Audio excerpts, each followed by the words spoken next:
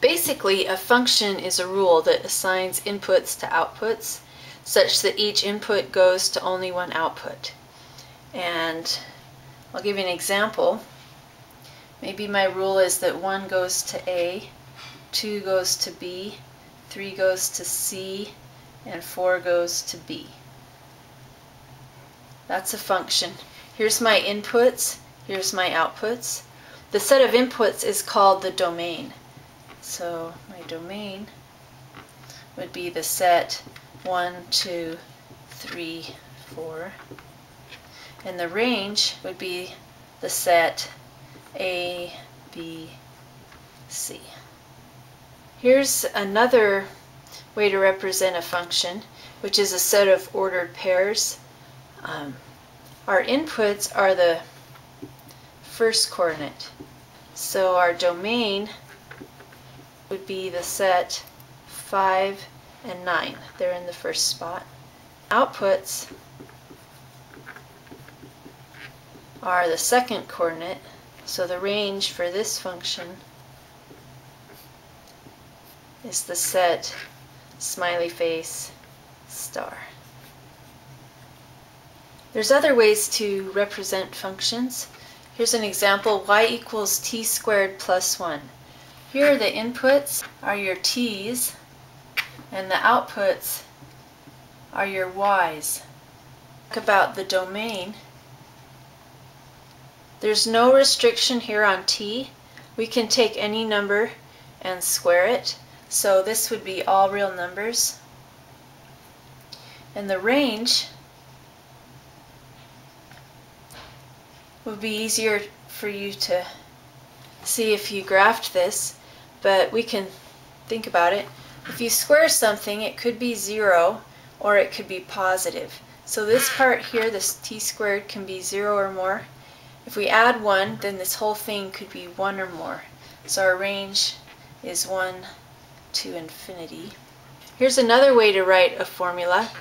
F of x equals square root of x. So this is read f of x. It doesn't mean times by x. The x, what's in your parentheses, that's your input. And this part is your output. So sometimes they'll even say f of x is the output. F is the name of the function. Let's talk about our domain. What possible values can we input into square root of x? What x values? Well, we're dealing with real numbers, so we want x to be greater than or equal to 0. We can include 0 because square root of 0 is 0. So that's 0 to infinity. And the range, well, we can get 0 out by putting 0 in. And then from there on, it's all positive numbers. And we can get as large as we want by getting x larger. So our range is also 0 to infinity. Another way to represent a function is a graph. A graph really is a set of ordered pairs. So our inputs are like that example we did with the smiley face in it. It's your x, or your first coordinate, and then your outputs are the y, or your second coordinate. So let's talk about our domain. Our possible inputs, well, anything along the x-axis, we have a y value associated with it, so this would be all real numbers. And then the range is which possible y values are there. Well, we have -2 and then anything higher. So we'll have -2 to infinity. Now let's look at this rule. This one assigns 5 to 10, 5 to 11, 6 to 58, 9 to 68. And I would like to know if this is a function or not. The answer is it's not a function. 5 has two different outputs. One of the powerful things about a function is if you put in an input, you know exactly which output you're getting out. Question is this a function?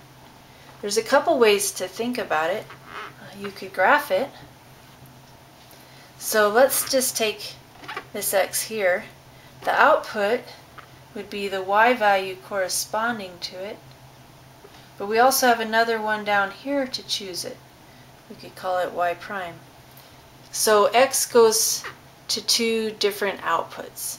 So this is not a function. Another way to think about it is to solve for y.